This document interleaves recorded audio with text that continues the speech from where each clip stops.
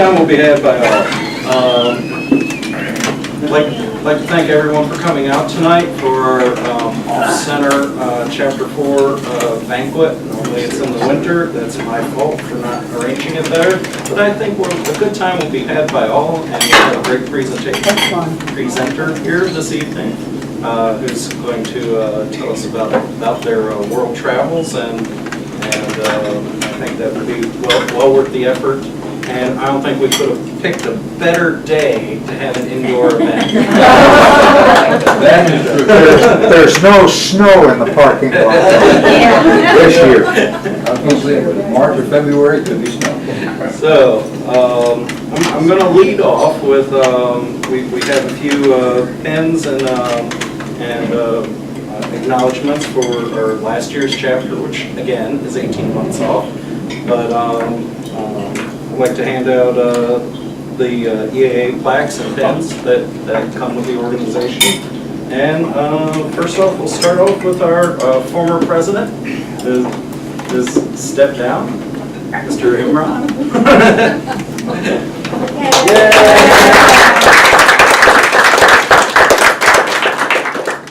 Gets one little plastic tab that I bent down here.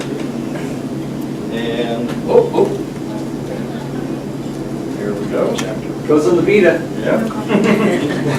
Thank you. Thank you for He's definitely given us an edge, having a doctorate in the group, and we have connections to a lot of modern technology and UAVs that will replace us one day. So, Coffee for me. I'm not sure. our next person is a bit of a troublemaker. That's Mr. Brent Lovelace, Vice President. You can applaud greatly.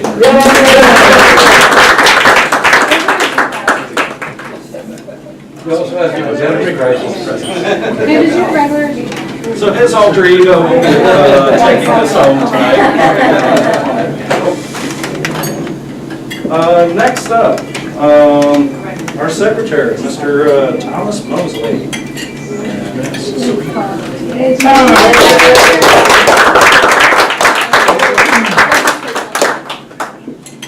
Who's managed to keep a record of our craziness and for it to be preserved into the ranks of the EAA history. Semi-legible. We read by our robot overlords one day and tell us about our aviation history. Next up, our treasurer, Mr. Marvin Jones.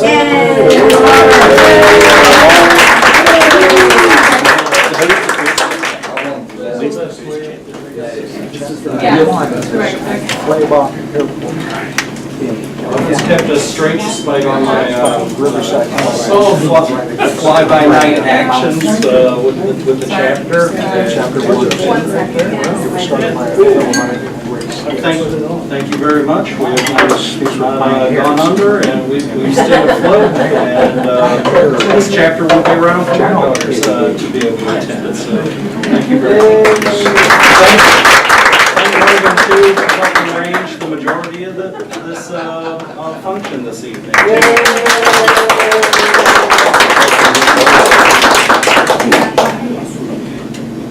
Our next award is for our mysterious vice president, much like our current vice president, who can rarely be seen at public functions.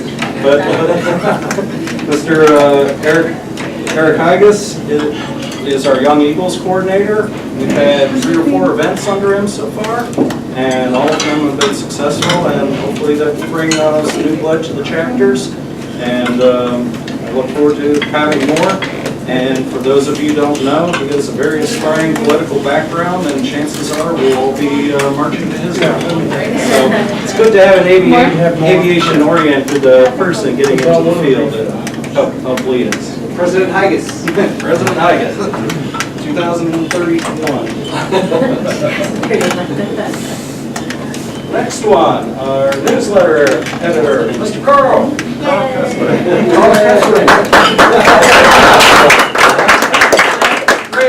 Granted, this is a unique award, but it is given with honor regardless for all the efforts you've done for the chapter.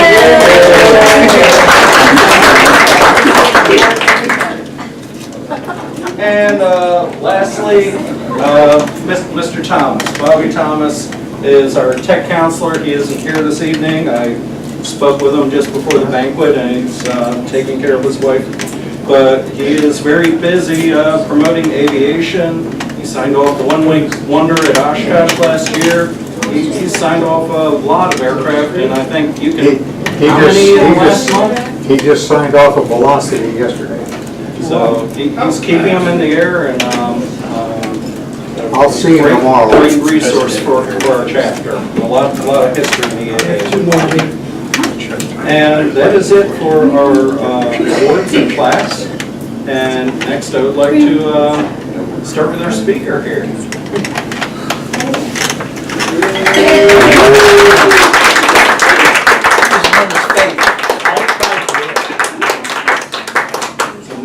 Mike ran into our speaker on his travels, and I'll let him introduce himself. Because you know more about you than I know about. I do. Well, my wife would argue about that. But my first step would be to turn the technology on to make sure it all works, and then I'll have a wee chat about who I am.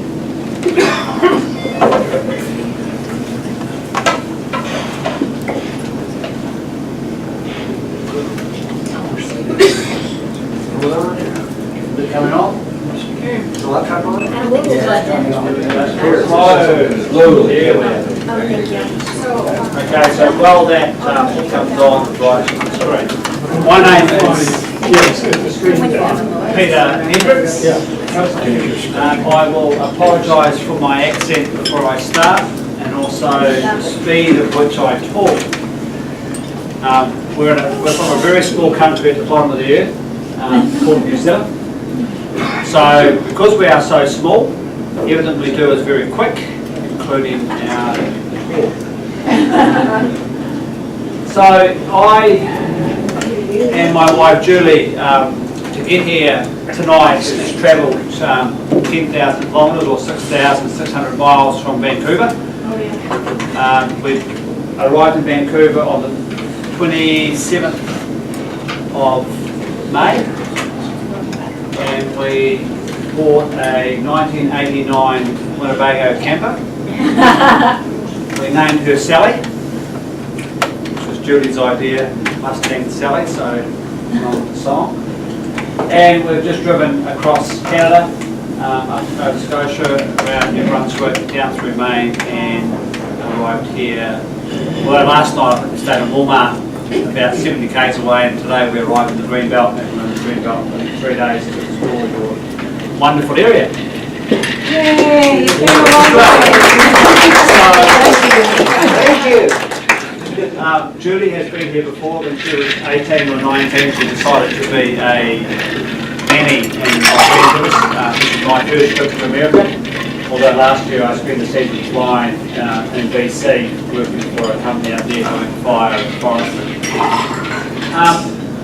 I come from a background in general aviation, so I've spent the last 30 years flying GA. I have just over 10,000 odd hours flying a range of aircraft, everything from gliders to vintage to turbine and helicopters. I hold New Zealand licenses, Canadian licenses and Australian licenses, both in fixed wing and in helicopters.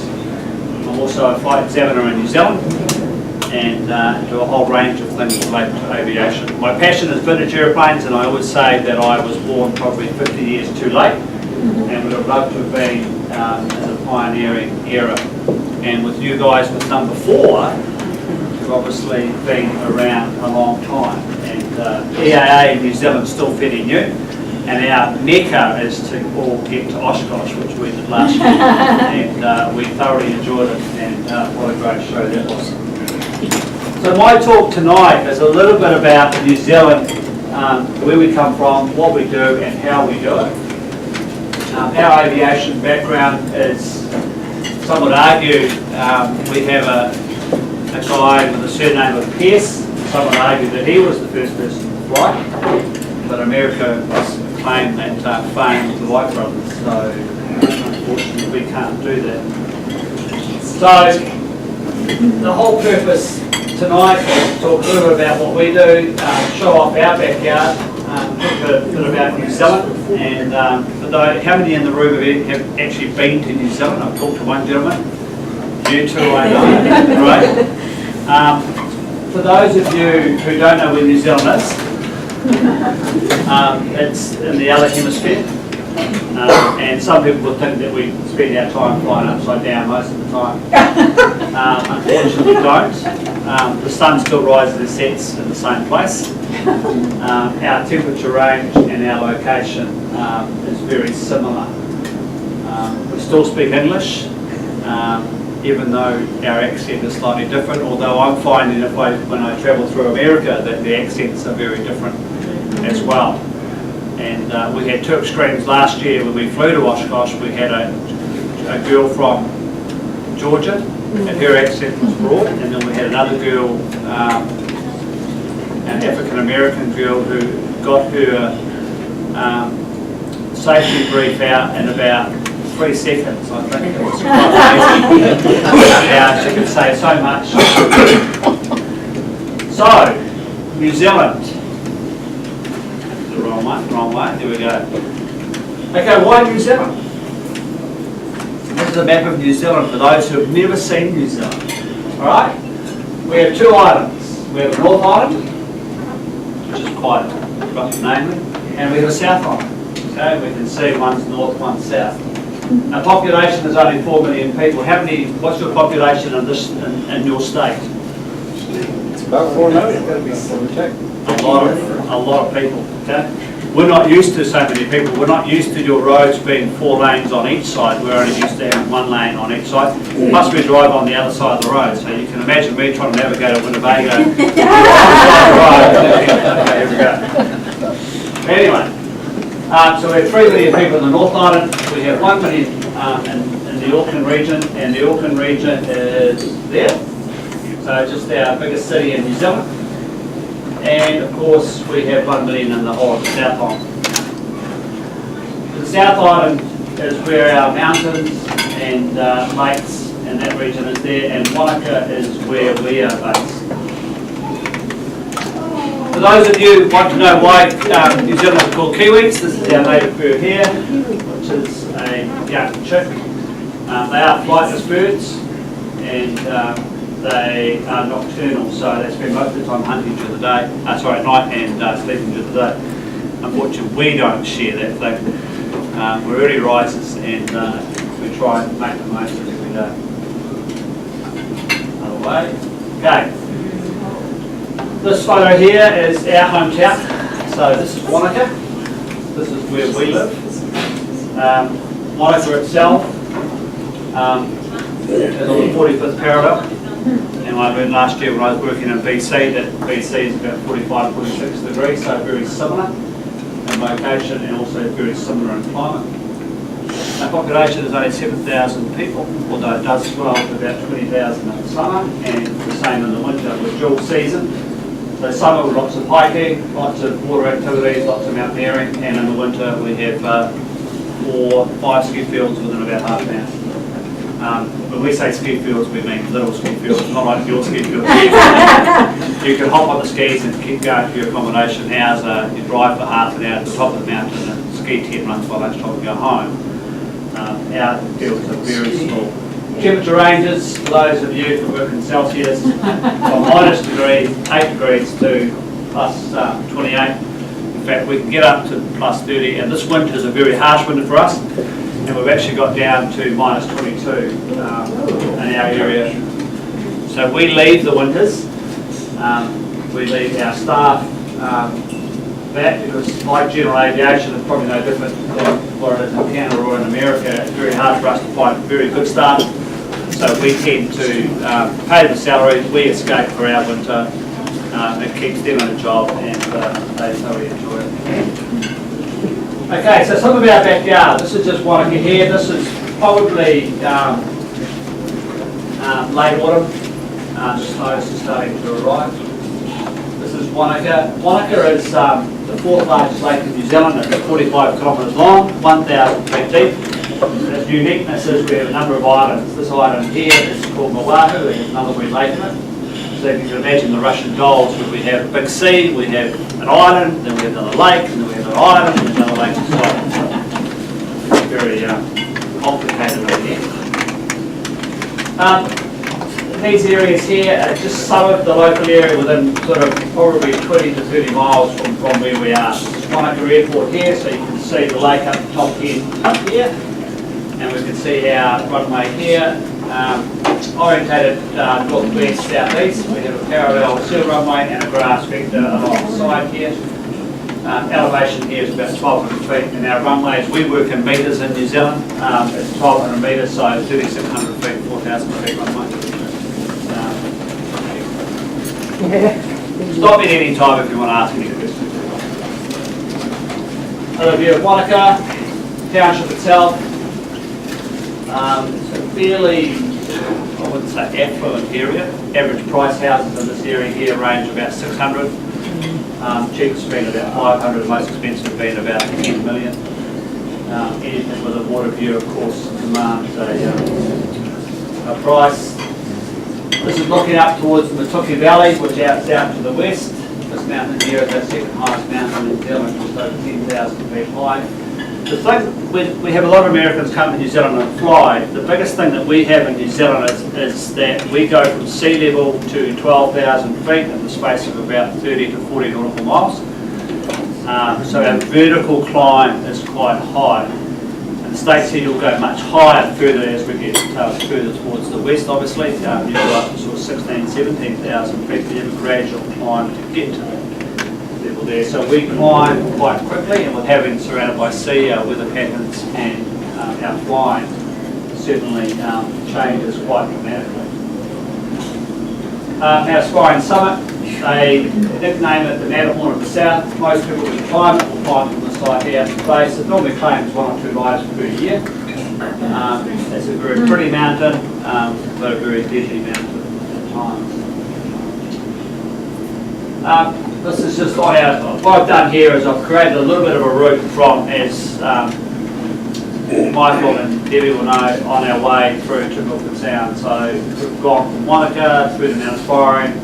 This goes up the Hollywood Valley, which sort of splits our main divide, out to our west coast of New Zealand. So what happens is in Wanaka in our region, we get about 500 mils of rain, so about 2 feet of rain per year. So it's quite a dry environment. Humidity is very, very low. Our heat is quite intense, and with the hole in the ozone above us, it's quite severe. This area here on the west coast of New Zealand. So if you imagine the 2 islands, North Island and South Island, Tasman Sea on one side, our predominant wind comes from the west. So it's coming from this way here. It's these mountains here, comes up over, we get a lot of rain. This area in here will get between 6 and 10 metres of rain, so you have between 28 to 32 feet of rain per year. 50 nautical miles away, we're getting 2 feet. So quite, hence why the forestry and the native bushland through here is quite coming into Milford Sound.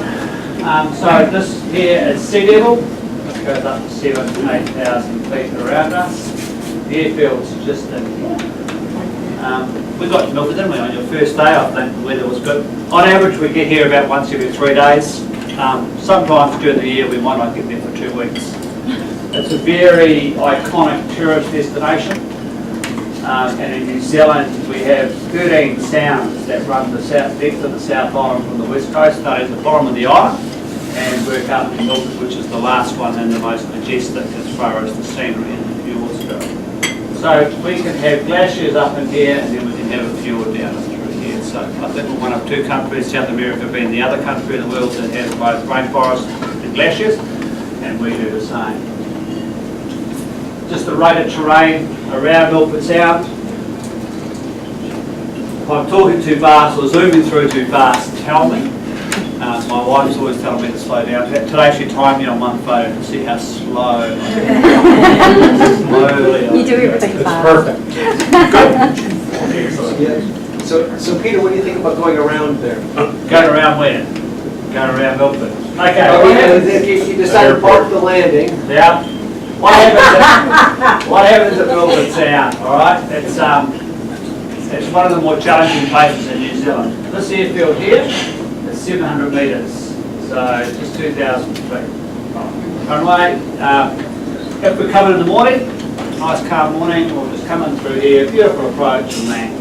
There is no overshoot in this area here. If you make the decision to overshoot, we'll go around, it's here, up the valley, reposition across and come back around.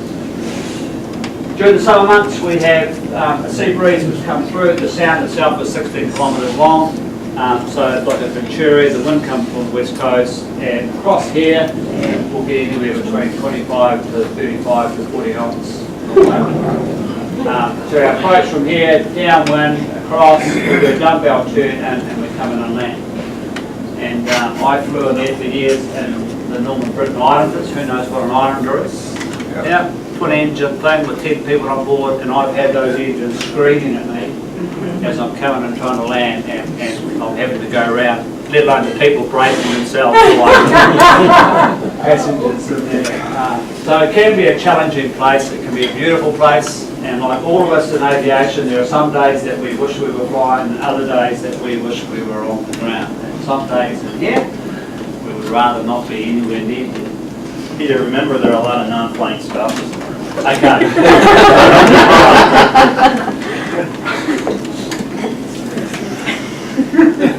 Yeah, well, I'm sure they'll get used to it. Yeah, one thing I learned very on in relationships, let's diverse for a little bit, shall we? Is that... Dr. Phil?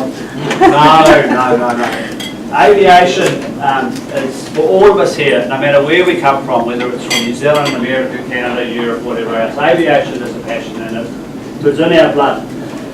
And the greatest asset that we can find is a partner who shares that passion and shares that enjoyment, because if it doesn't, then of course it can make life very, very difficult. I've come across a lot of people over the years whose wives just won't go flying, and a lot of it's through lack of understanding, or through they've had a fright, or through they just don't like it altogether. So it is a hard one, but it is a balance, and I think you've come to enjoy it more and more. We've actually had some neat adventures. We've taken our trigon off, which we'll talk about shortly, and we've flown the entire coastline of New Zealand. About 7,000 or 8,000 k's, so it's only just driven across America, which is not much in the scheme of things. But who in here as a spouse doesn't enjoy the flying part of it?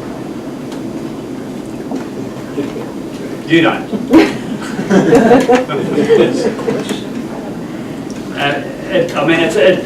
It's a difficult thing. I mean, it's one of those things that you have to sort of work through, but we've been fortunate. I think most of the people that I know, their wives are either tolerant or they thoroughly enjoy it. So.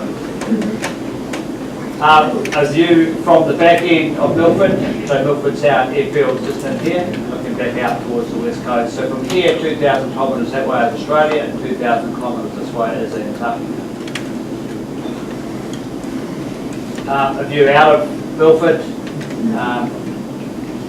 Milford Sound itself from the ground. This is Mitre Peak, so it's one of the iconic tourist shops. And you can see on the water here the white caps that are already in here. Typical westerly cloud coming in and over the top. Another shot from Milford from the ground, going out towards the foreshore. So it is a beautiful place.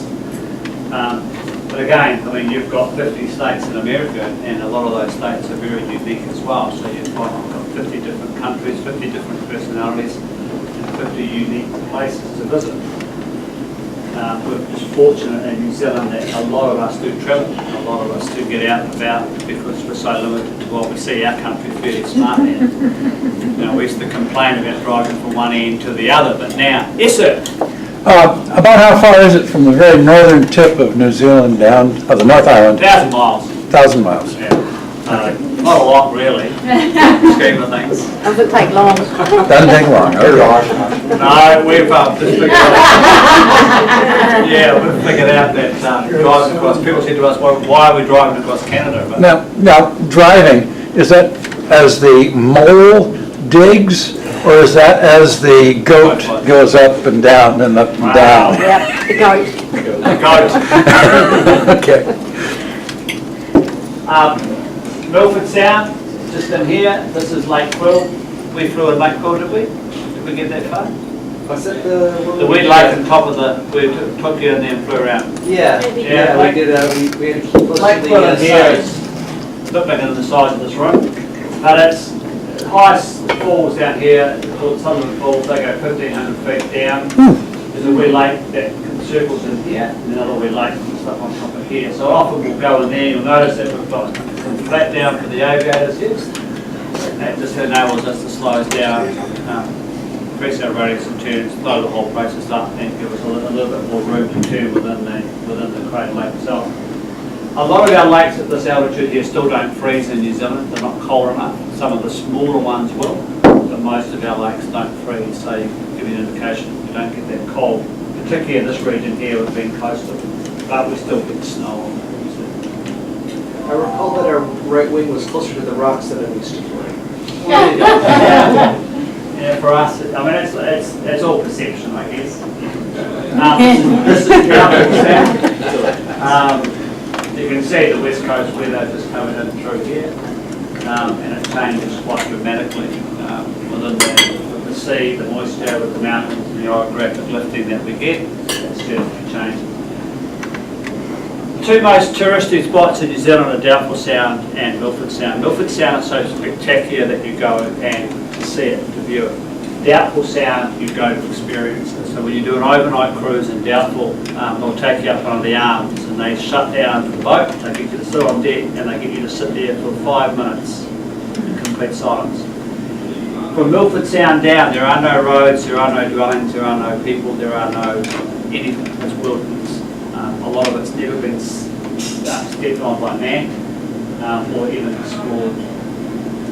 The coastline all the way down through the old Captain Cook and Abel Tasman and go back into the sea. Then on the southern island, Southern Island, yeah. how far is that to the tip of something? From there to the top would be probably only about 600, 700 miles. There's a lot of terrain there. A lot of terrain. The whole South Island is mountain. So if you can imagine the island being so long, there's a spine of mountains that go all the way through from one end to the other end. And you'll go from sea level to 12,000 feet in the space of 20 or 30 miles. And then the 12,000 feet dip down to about 6 or 7 at each end. So it's rather rough terrain. Rather rough and very unforgiving. And weather plays the biggest thing. But it actually makes flying very simple and very easy because you have a very simple go or no go decision to make. If it's a window, no. Today, yeah. There is no grey area. The other thing, and through this whole area, there are no nevates. So from the whole west coast, basically, from the through fjord, there are no nevates. So it's all VFR flying. So there's no NDBs, there's no VLRs, there's no nothing. Queenstown. In the whole country? Just in this area, in this region. I mean, the North Island, a lot of our airports, particularly Wanaka and the Queenstown area, we all have RMP approaches, all GPS approaches now. Queenstown has a VLR, but the min-alt for Queenstown is 4,500 feet, so no one will get in there. And over the winter months, particularly in the ski seasons, a lot of the planes will divert back to Christchurch or go down to Invercargill, which is the very bottom of the island, when you have a 3 or 4 hour bus trip. Now, all the 7.3s that go in there are all, and the A320s are all GPS and all RNAV approaches, so their min-alt is now down to about 800 feet. So and if you ever get the opportunity to fly in there, it's quite amazing how the 7.3 and the A320 do their approach in the Queenstown because you've got mountains either side and it's quite unique. Kind of defines your course. Yeah. So all our flying is VFR. IFR, there's nothing that will help you in that area there. This is heading up towards Mount Cook. So this is at the this mountain here is 12,000 feet. This is where Sir Edmund Hillary practiced before he went to Everest. way back in the 50s. It's one of our main glaciers through here. So a number of glaciers that are still in existence through this area here. The Tasman, we've got Fox and Franz, which are the main famous ones, and they, of course they go out right out to the sea. This is heading out towards the west coast of Australia out in that direction. This is a valley not far from us. We use a little strip here. This is about 1,500 feet, I suppose, 300 or 400 metres. We use it for strip work and flying, and one of our Cherokees, and of course during autumn and early winter, this is what the valley looks like. But again, it's only about 2,000 feet above sea level in this area here. Is that water or is that land where all the, This stuff here, yeah, it's all water. So we have a lot of what we call braided rivers in New Zealand. So you'll find that that will fill up in spring a little bit more, and over the autumn and summer months it just finds a natural course. So this is the Shotover River, which is renowned in Queenstown, which is Queenstown, one of our iconic tourist destinations, a bit like Whistler and Aspen and those sorts of places. So ski area, it's where all the people go to do all their winter sports. Again, won't freeze, and again, this river will flow all the way down through into Queenstown where they do all their activities. Is that a road on the lower right corner? This one here, Yeah. that's just a wee farm track. It's a 2-hour drive from Queenstown, and it's probably only about 30 or 40 miles of road, but it's a one-lane shingle road, 4-wheel drive. So That family we have taught the guy here to plane. fly, and he just flies to 182 or 185 now, and he flies in out of here to Queenstown to go shopping, kids at school. Do most of these airports have electricity and fuel? All our airports in New Zealand, yeah, we're quite savvy when it comes to that. We've got every fuel company will issue you with a card, so we just go up, swipe the card, do that, fill up, gone. So all our big airports, these ones here won't. These are just a private little strip here, Milford, Queenstown. Yeah, we're quite, unlike Canada, we have a credit card and all sorts of unusual things. We're quite up with it when it comes to our fueling systems with three major companies, Mobil, Shell and BP. We'll just walk up to the hose, swipe our card, go fill, and we get a bill. Money comes take it out of our account once a month, so it's nice and simple and nice. What's your fuel price? We are about $2.40 a litre. Yeah, Per hour. Avgas. Now, convert liters to gallons. About 3.8 the gallon. Yeah. And your petrol, man, you're so cheap here. We're paying, what, $2.90 a litre, or a gallon here. We pay $2.20 a litre in New Zealand for 91. That's 3.5 times. Yeah. well, it's like So Canada, seven, yeah, that's, yeah. comparable. Yeah. $7.50 a gallon. Yeah. That's the same guy. So yeah, we're enjoying. We don't have big V8s in New Zealand, but I'll sell it. In New Zealand, we'll be counting the dollars. We just see the thing over here, don't we? Right. So this is what it looks like in summertime. So again, it's just a very short strip in here, but we use it for our basic mountain climbing courses and some of our strip work. We have a lot of. The thing I noticed with flying in Canada and the little bit I did in Seattle, and that was that every runway you have in America and Canada is sealed. In New Zealand we don't. We have the big airports are, the rest of them are just grass or gravel, so we don't have that issue as far as having a sealed runway. This one here, he's just put a little bit of shingle on it. Yeah. There, the rest is just grass. And a lot of our farm strips, a lot of strips that we operate from are still grass or unpaved. This is the one we just saw previously, the same river. Yeah, just done on. Different view. Yeah, one's winter, one's summer. This is the Southern Alps here. So the Southern Alps, you can imagine when you get up here, and I think you were the same when you get in the middle of it, no matter which way you look, it's just mountains. And they are short and they are steep, but like I said to you before, it's easy flying because our valleys are quite wide. They're easy to negotiate through. And the decision to go or not go is actually a really simple one. Because a lot of the time, coming from the west, on a day that you think you might be going, we could have 80 knots of wind at 10,000 feet. So use our forecast, we can have 40 knots on the ground in Wanaka, and it can be howling 80 knots. And I used to see Mount Cook in the distance up here. I've flown our turbine aircraft that we use for skydiving, which has got a PD6 in it, 050 horsepower, and I've gone backwards in that at 16,000 feet. And they're getting out of when I'm doing about 85 knots, and then it's still going backwards. So it's the winds can help very quickly. That's still called flying if you're going backward. Yeah, well, there's all sorts of stories of things. We've got some of the older stories when they used to operate tiger moths for all their training. And our tiger moths in New Zealand don't have a canopy on them, like the ones in America and Canada do, or brakes. And they would have 2 or 3 guys on each wing tip, and the guy would just get airborne at full power, go backwards, and then just land again and then go backwards. So there's all sorts of different stories. For those of you who are interested in coming to New Zealand and flying, we, like a lot of other countries, we have a lot of people that will arrive and say, we want to rent a plane and go flying. Unfortunately, like every other country in the world, I can't rent a plane in America unless I have an EAA licence. The same as in New Zealand, you need to have a New Zealand licence in order to fly a New Zealand registered aircraft. We can do it dual, you can take an instructor with you and go and enjoy it, which a lot of people will do. But if you want to validate the licence, again, it's a simple process, the same as it is for me in America. Unfortunately, with bureaucracy, as we've all found since 9/11, that process now takes a little bit longer with the paperwork side of things. The flying has to change, the airplanes aren't any different, whether it's a Cessna in America or Canada or New Zealand, it's still an airplane, and the ability to fly is exactly the same.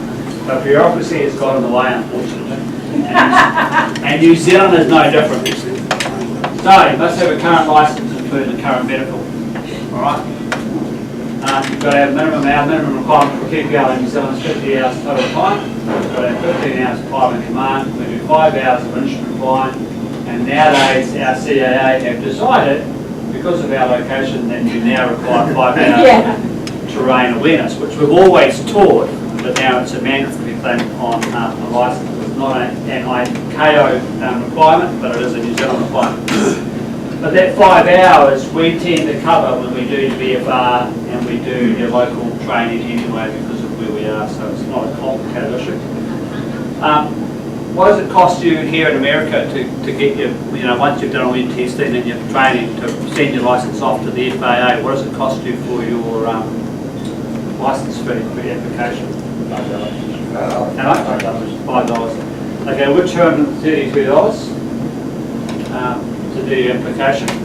We also have a thing in New Zealand now for our medical that the government decided.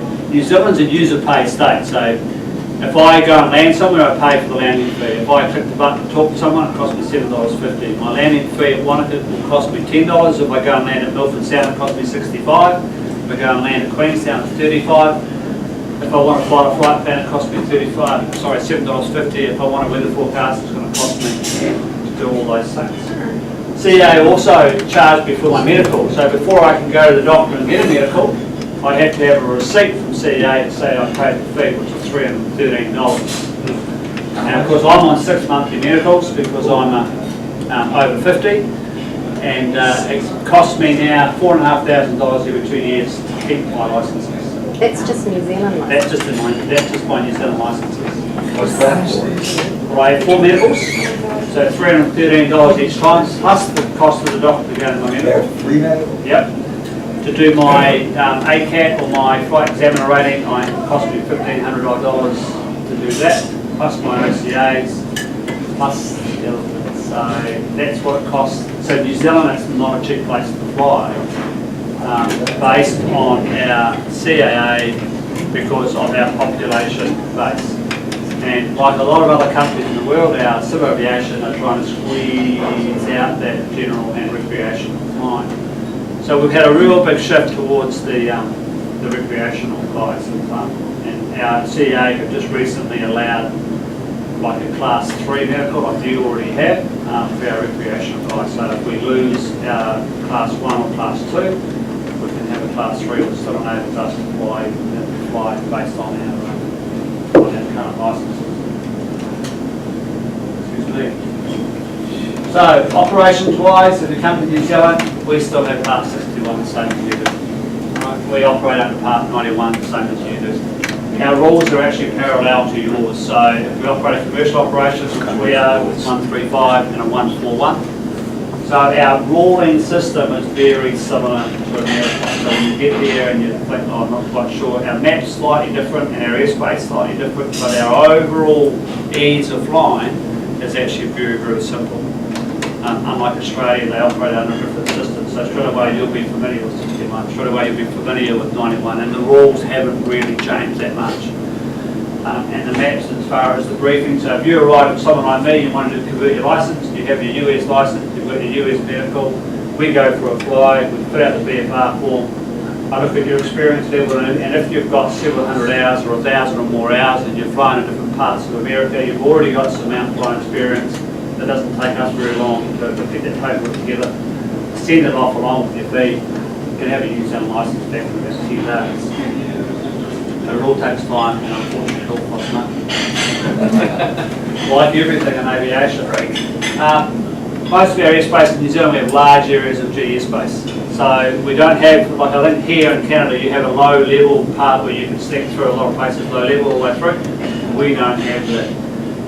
We have airspace that goes from ground level to a certain height. We don't have those little vector lanes unless it's around a particular airport where they don't want you to scoot around the outside. But most of our airspace is G, so it's really simple to operate it. And in Monaco, for instance, we can operate up to about 9,500 feet without having to worry about anybody. And then up to 13.5, we don't have concerns with radios, transponders, nothing.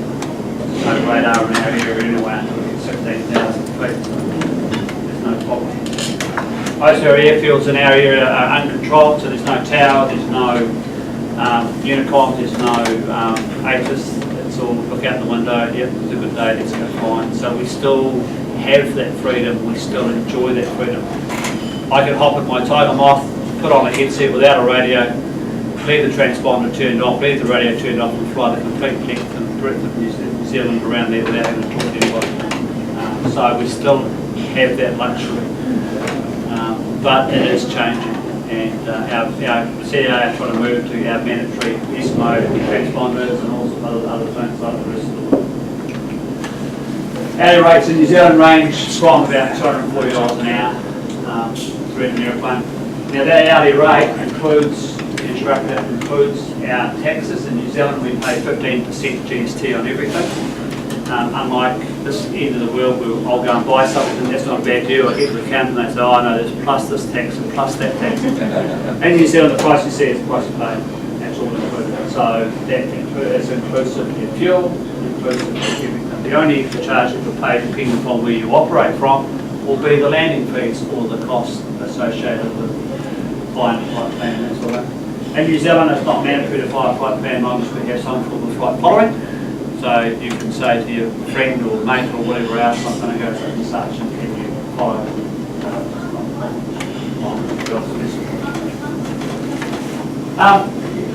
this is one of our ones. So our aircraft, our little operation.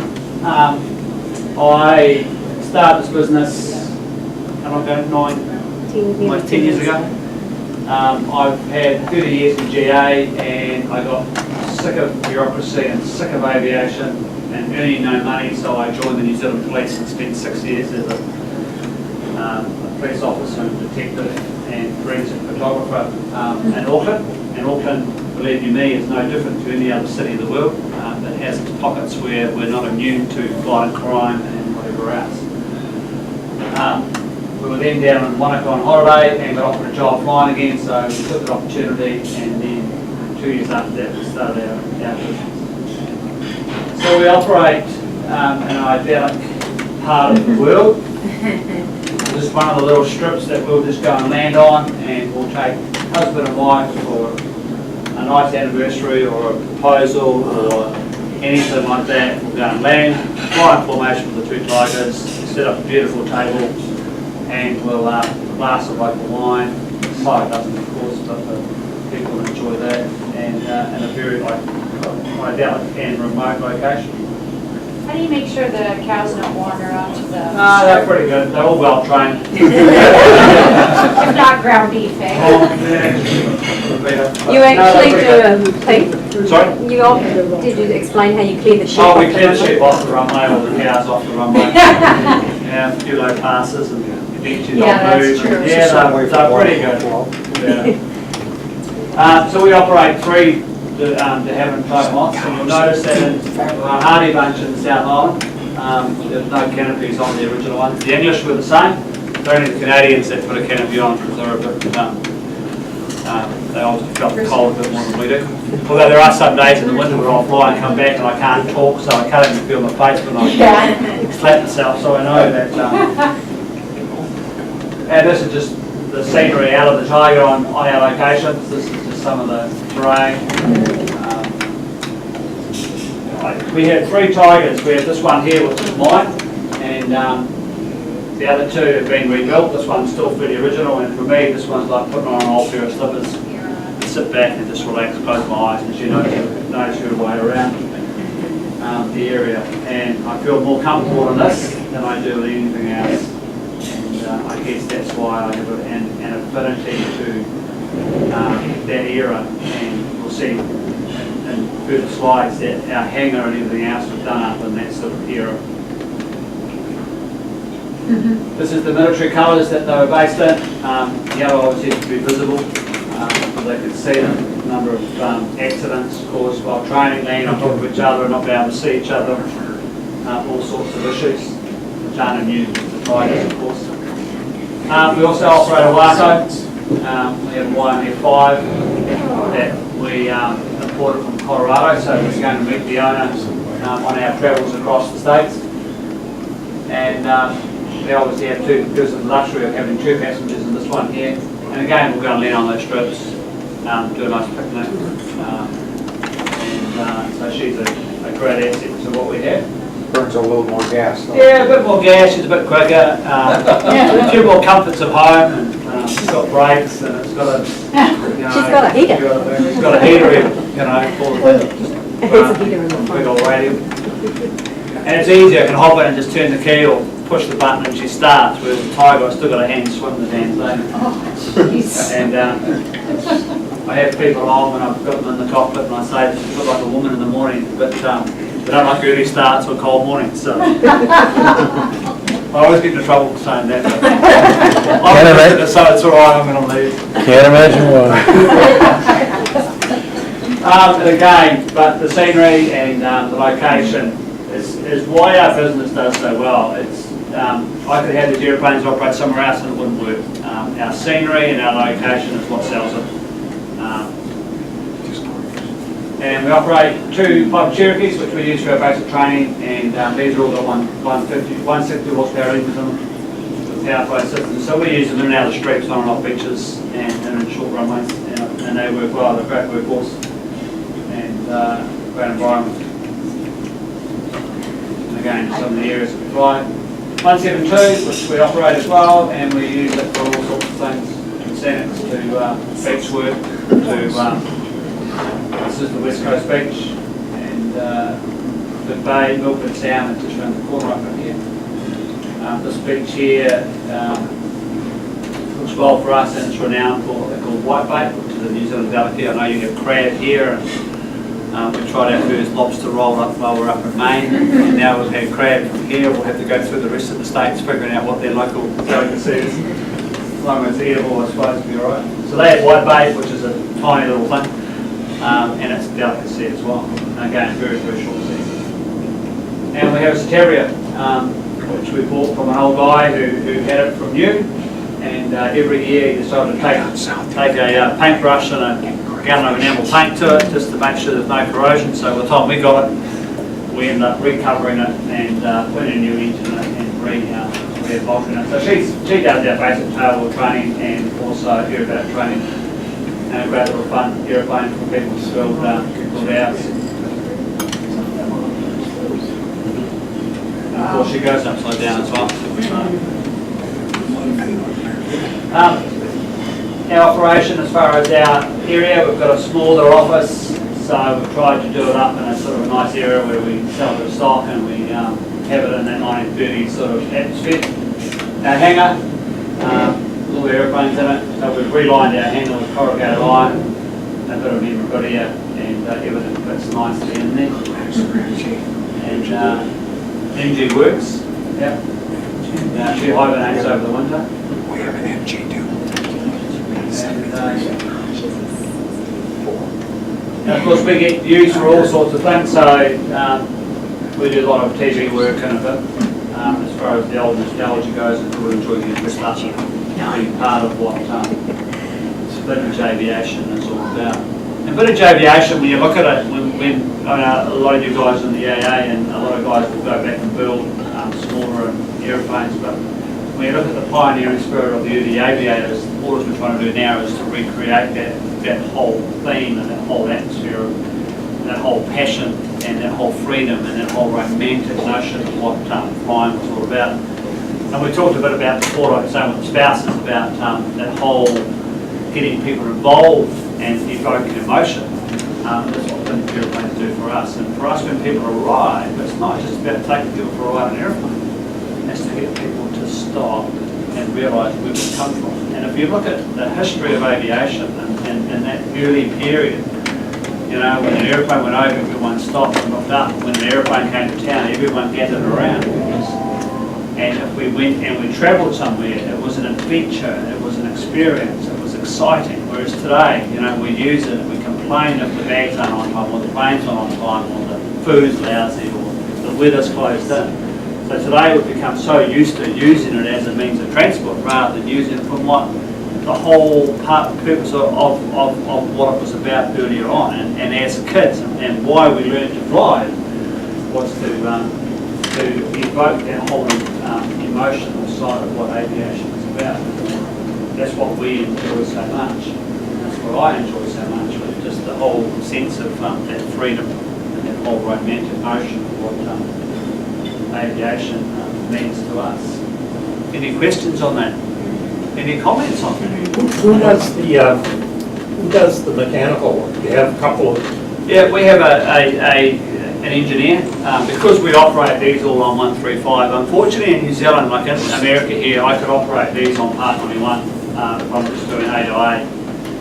But in New Zealand we can't. We have to be a 135 operation, so I have to have all these aircraft. Because these were certified aircraft during war and after the war, we have certified engineers, and we're lucky that we've got a fairly young guy who's been brought up through the area of older airplanes, so he's passionate about that. And I have a very good friend of mine who restores and rebuilds airplanes for people all over the world along with cars. So they'll come down and do our maintenance every year, the routine maintenance. They're pretty sturdy. The rest of the aircraft, the 172s and the Cherokees, we've got maintenance facility on the airfield that does work for us. But it's getting harder and harder to find, and recently we just bought another project, Tiger, so I can rebuild my wings and rebuild the elevator and rudder over time, just so that we can keep the old wheels flying. What's the engine of the Tiger models? It's a Gypsy Major, 135, 145 depending upon what. You said it inline.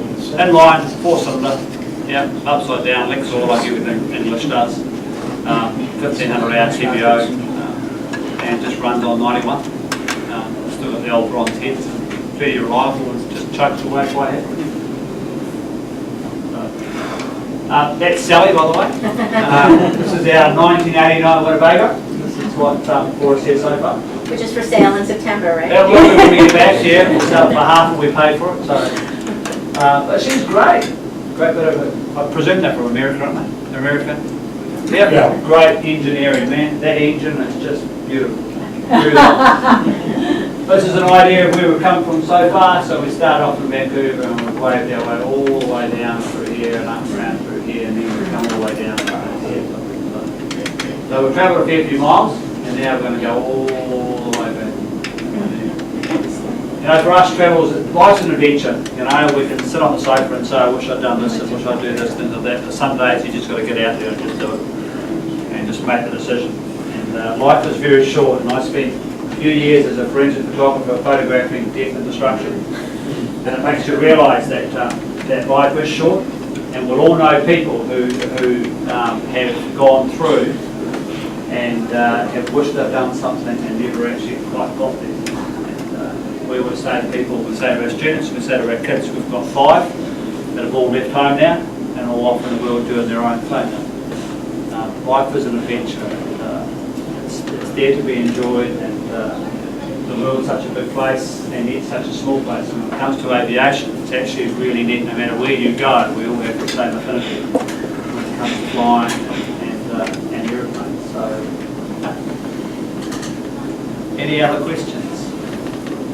I had a question about roads. And you mentioned that everything south of that little airport with the terrible crosswind was without roads, right? Yep, no roads. And what about north of there, going all the way through your island and the North Island? What percentage of New Zealand, leaving aside that area you mentioned, is without roads? Not much. Not much. Not much. The North Island you can crisscross all the way through without any problem, and probably the top half of the South Island, with the exception of the Alps in the middle, you can get across and a number of passes through, so it's not an option. From us down, or from Christchurch south, but on the east coast, no problem all the way down to the bottom of the South Island, but from that point, that bottom quarter, there are no roads effectively. Terrain. Are there a lot of New Zealanders who have never driven it? Not everywhere, but yeah, a lot. Yeah, the same as a lot of Americans that haven't driven across America or driven out of their state, probably. So it's no different. We have a lot of Kiwis that will travel a lot, but they haven't explored their own life. Well, it's new here that people don't cross the country. Yeah. But I do that in Australia for Yeah. other reasons, Yeah. maybe. People don't do it. No. You got a question? So you were talking about delicacies earlier. Did you get a chance to try prairie oysters? No. We have them in New Zealand, so. Yeah. Oh, okay. Oh, We that's call them right, different, cattle. I yeah. forgot about that. Yeah. Yeah. So how's the air show scene out there? Airshow in New Zealand, we have All Birds Over Wanaka every 2 years, which is based in our airfield. It was started by Sir Tom Wallace probably mid-80s, and he had a bunch of old birds, including a couple of Spitfires, Mustang, Kitty Hawk, and a few Russian Polycarpovs. And he started an air show there. It still goes on today, so it is world renowned. It's not as big as what you guys have over here, but it lasts about probably 3 days, 4 days. They shut the airfield down for a week leading up to it, and then it's a 3-day event, and it's biannually. We also have Sir Peter Jackson, who everybody know who Sir Peter Jackson is, Lord of the Rings, The Hobbit. He did all those movies relating to Lord of the Rings and The Hobbit. His passion is World War I. So he's created, we went to Old Banquet yesterday, and he's created a museum at the top of the South Island called Nights in the Sky, and he has recreated and he has rebuilt and researched a number of World War I aircraft. So at the last air show he had 9 triplanes in the air. The triplanes all built from the original plans. He has an engineering workshop there that are remanufacturing the original engines. He has a collection of about 20 odd aircraft. And his museum, he's used Weir Workshops who've done all the film sets for that to recreate the scene. So one scene in particular, he's recreated the capture of the Red Baron, where the crashed airplane. They've got the soldiers pulling the guy out, taking the boots off, cutting the swastikas out of the fabric of the airplane, and then behind that he has the original, all the memorabilia and the original swastika, got the family who's cut it out, and a lot of the history that goes along with that. So it's lifelike. You can swear you've got a 2-round advisory community. So you have the opportunity to do that. He's also doing the Dam Busters. He does a lot of recreating all those old early movies that he's. So we're lucky that we've got someone like him who spends millions and millions on his passion, which happens to be aircraft. He doesn't fly himself, but he loves World War I and loves that early aviation. Where is the museum? It's in a place called Glenham, which is near Nelson, which is the top of the South Island. And if you go online and Google Nights in the Sky, there you'll see the museum, and it's actually a really beautiful spot. Yeah. The next part from here on in, it's all theory about mountain flying and stuff like that, so I won't bore you with that. You have your coffee, desserts. But open to any questions regarding New Zealand or flying or selling. What would you fly into if you flew in there? What would I fly in New Zealand? Where would you go? Yeah, where would you go? You would, if you fly from here, you go to Auckland, which is our main gateway, or you go to Christchurch. We flew direct from Christchurch to Vancouver, 14-hour flight. I think LA is 12 hours from LA, and we fly direct to New York, or Air New Zealand goes to New York as It well. goes Auckland, LA, New York. LA, New York. Yeah. So your gateway is a very easy place to get to. And very direct, and then from Auckland down to us, it's an hour and a half flight, instead of 3 or 8 or 20 direct to Queenstown. So nice and simple and easy. So the home building part, Home building I've part seen of- a few out there. Yeah, there are. Yeah, we've got a really good following of home builders.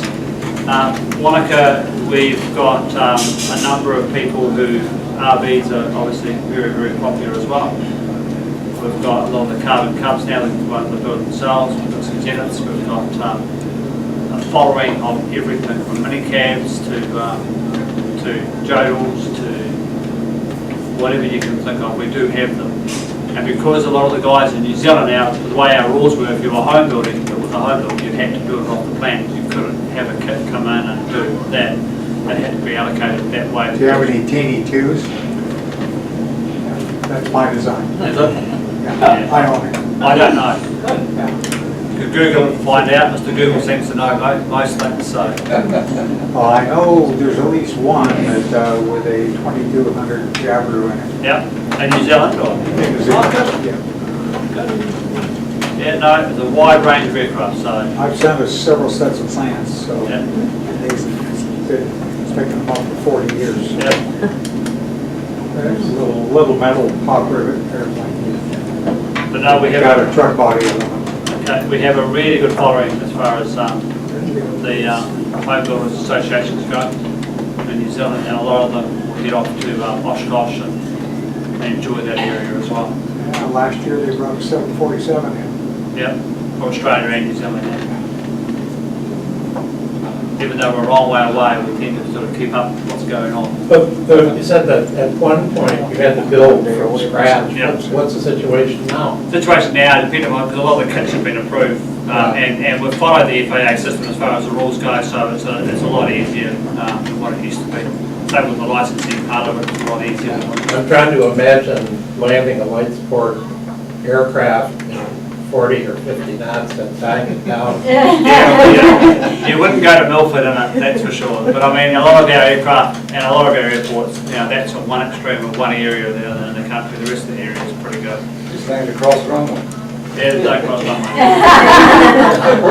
Yeah, but there's none there. So with Monica, we don't have a cross runway either. If you learn to fly in those conditions, it's not that bad. No, you get used to it, so it's not a major problem. So I'm sure most of your customers are well behaved, but do you have any interesting customer stories? Oh, most Americans are very, very interesting. Yeah, airline pilots. Airline pilots are probably the worst one. They've lost touch with it. In a lot of cases, they've lost touch with what GA is all about. They're still trying to flirt at 50 feet, still trying to kill you. But no, we have people from all over the world. And again, most aviators, you resemble that whole affinity with aviation. And when you sit in there and you hop in the airplane, I always find aviation is the greatest leveler of them all. You can chalk it up and you can say what you think, you can say what you like and everything else. But the moment you hop in the airplane and turn that key and start going down the runway, you know whether the guy can fly or not. So it's a very simple. You don't say anything. The airplane says it all. So we haven't had too many issues, and I think Michael did a pretty good job. So We haven't had any carriers. got there in fact, didn't we? Yeah, it's still here. Yeah. Was I with you when we went and we're going to head down the east coast, and then we couldn't go down the east coast because of where it was. We were almost doing going backwards. We were, eh? And that was just through a front going down one coast, and what were we in the 172? No, EGB. We were doing 90 to 100 knots, and then we went down to about 20-something knots. Yeah, we went down to 20 knots, so we cut across the country, across the Yeah, Alps, and straight we into Sun. almost got down to about 18 knots, I think, at one stage on here, so. And then we're 500 feet off the deck for most of the trip. It was time. beautiful. Yeah. See, I remember the little towns we visited. Yeah. I don't remember. Nah. The bed and breakfast. No, we try and make it interesting. I mean, we're such a small country, and it's an easy way of travelling, and it becomes an inexpensive way. Whereas here, you have such a sparse of distance that to get to the places we're going to go, you've got that commute to get there. So we're fortunate that we've got basically the whole world in one small country, and we've got bits of every country, which is what makes us so unique. Because New Zealand relies purely on two things, tourism and farming. And New Zealand is a shop window, and we sell from that shop window based on our tourism. So we rely on it heavily. So New Zealand is focused on tourists, we're focused on our service, we're focused on getting it right and doing it right. We provide every traveller that comes in a really good experience. Because if we don't, the country ain't going to last very long because our population base is so small. And we've got a very ageing population, so the workforce is getting smaller and smaller. So it's an expensive place to be and an expensive place to live. But what are we, about 75 cents a month? So a good place for you guys to come. And you get about $1.25 for each dollar of yours, and if it's going the other way, it's always a bit harder. You lose a fair bit in the exchange rate. So was your $240 an hour in local currency or US? Local. Okay, that's a little more palatable. Yeah, it is. It sounds expensive, but because you're not travelling the distance, like we're 45 to 50 minutes to Milford, so you get a 2-hour round trip and you've seen all the fuel area. So if you hopped on a commercial flight to go and do it with a tourist operator, you're paying $495 per person to go and do the flight, whereas you can hire the Cherokee and you fly yourself with one of the instructors. Your partner goes in the back seat, you take photos, you go enjoy, you land, you have a coffee, come back, and you spend the price of what one of you, the commercial operators, sit in the back seat, look out the window. Yeah, so you have a method and means of doing it because the distances aren't so great. So you look at the hourly rate, yes, it's probably more than you pay here because of what your population base, you've got a whole range of things. Our user pay system certainly puts the price up. You've got to realise that $240 there, 15% of that is government tax. So we pay 15% GST. So that's all included in that. We can make the hourly rate cheaper and then add the tax to it. But New Zealand policy is that what you see is what you pay, including all the taxes and all the fuel. How far are the islands apart? It's a 20-minute flight across the water. So they're not far apart at all. The nearest location, 20 minutes across. If you go from one part to the other, you can go for an hour and a half and not see land. But through the Cook Strait. How about a car? Car and a ferry, 3-hour ferry. The ferry? Yeah, 3 hours. 3 hours? Doesn't go straight across, it has to come out, walk across, and then into the other port. Do you know where you're going next in your Winnebago? We're going to go back up to Pennsylvania. We call it Bath, but you call it Bath. Bath or whatever it is. And after that, And we're then after open that, to Houston. probably, I don't know, we might, we've got friends that said we should go down to Nashville. And then across, we want to do all the parks in Utah and the Grand Canyon and all the other national parks. We've got our bikes with us. And, we're going to go to Colorado, this is where the Waka came from, and visit the guy who sold us that. We did Wisconsin and Michigan last year. We went to Oshkosh. We've got friends that come and stay with us with my little pointer kids, who live right on the tip here. We've got a wee place on Eagle Harbour there, and they come to New Zealand and spend 3 months with us. So we visited there last year. And I've got a cell phone that like here and about here somewhere. But it's for flood planning. float flying, and I hopped out of the airplane with the phone between my legs up, taking photos, but then hopped out. I have a nice iPhone 6 that's 30 feet underwater. With all my photos in and out of it. So if we were to come back again, we went in February because it was just when we could get away. But when really is the best time to visit for flying? February is like your August? July, August. July, August, so it's peak holiday season, everyone around. Our autumn is actually really nice, so March, April, early May sometimes is really nice. March and April. March, April, we have a really windy season, sort of October, November, December, where we have all the roaring 40s and it just howls through there. But I think you had not a bad spell, but you had some really good days and a bit of bad in between. It's so variable because we're an island and every year is different. Like this year we've had a really harsh winter. The last 8 winters have been quite mild. But it's like sort of deal with Nova Scotia and that they've had a really horrendous, around Maine and Nova Scotia and right around there, had a horrendous winter, whereas the West Coast has had a pretty mild one. So the weather's changing, and I always say the weather's what it is, and people tell me when should I come, and tell them to come, and they go, well, the weather's lousy. Like you already sent me an apology in the email to say, look, I'm going to apologise now because of our weather, because it's been so hot. And we arrive in the pouring rain. And with Sally, what happens with Sally when it gets really, really wet, she doesn't like the wet, so the wipers stop working. So I'm driving in the middle of the wipers. Rain-X. Yeah, it works well actually. Get rain. And it's nice angle. I'm just going to do this and you're going to fly. So I'll send her out the back and I'll just drive through. When you're so used to flying with the rain, you don't see, we don't have window wipers on the airplane. So. It's not really a bad time, is there? No, there isn't. Any time's good. Not being here in February was good. Yeah. We had a second summer, it was great. So you left this nasty weather and said, ooh, it's nice. Yeah. February is generally our most settled month. Yeah. But it's our busiest month as far as tourists. Yeah. But everything's a bit more expensive in February. Yeah. The biggest thing with New Zealand at the moment that we've found is that the Chinese have found us. So the Chinese come in their Chinese New Year, which is about the 18th.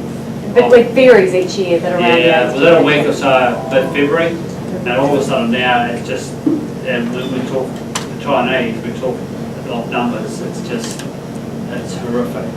So what we're finding is a lot of the Europeans and Americans and that will just shift it slightly. So they're coming a little bit later or coming a little bit earlier, which is great for us. So it extends our period out a lot more, but February is our busiest time.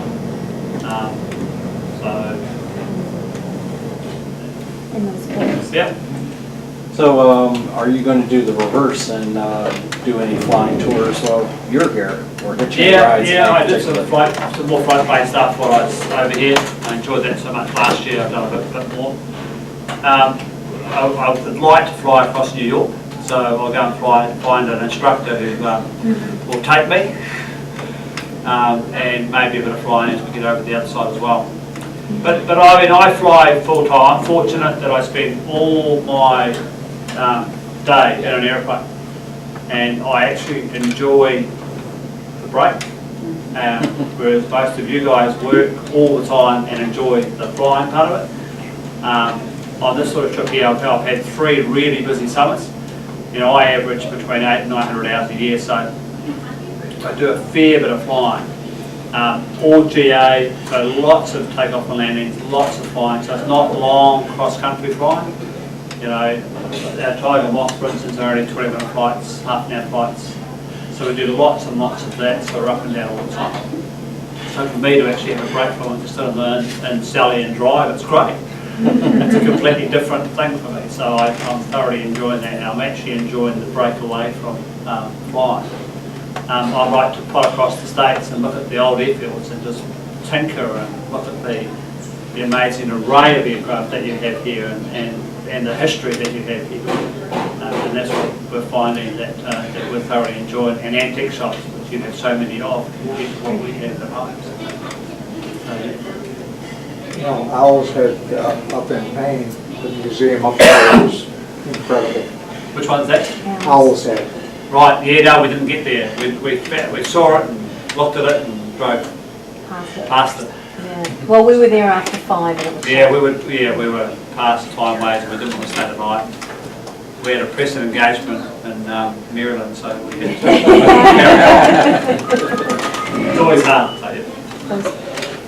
Well, you should come up to Suburban, we'll show you our collection. Yeah, That's great. where's that? Suburban Airport's, what, 8 miles north? Up that way. It's off of 295 off. Yeah. It's one of our little strips, it's where I had a long It's where Okay. he's based. Yeah, yeah. And I'm Or based 4 in, gallons of gas in the motor. That'd be perfect. Now, there are some books here, help yourself. I haven't got a whole pile of copies, but for those of you who are interested, there is a little booklet here that just shows some more photos, talks a bit about us, and some nice scenery shots of the operation. So help yourself with those. There's also some business cards there. If you have any questions, emails, or whatever else. And it doesn't necessarily mean you have to come and fly with us or come to the flight. Just would be happy to if you come and visit New Zealand. It's just the next spot to get there and have a look at. Well, I'd like to thank you for coming out.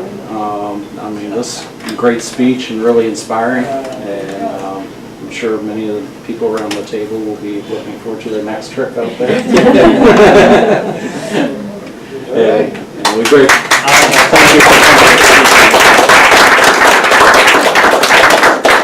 Thank you for Speeds of it, 100 km. And they camp, you mean out in nowhere. Oh, yeah. Well, we have a very proactive, Well, they 100 camp. yeah. It's like downtown Paris. Yeah, that is pretty much. I mean, Have you seen Bobby the Mall? 55, just under 53. So we had the room for an hour-ish, give or take, so you can certainly partake of the bar for chitter chatter, but I think that concludes our entertainment for the evening, so thank you everyone for coming out. Hopefully a good time was had by all, and we really appreciate you taking the time to drop by and adjust your schedule for us. And, you may see yourself on the interwebs. Thank you for having us. That's great. Well, thank you again. We've got 46 left. Okay. Yep. Those little hands on. Yep. Brilliant.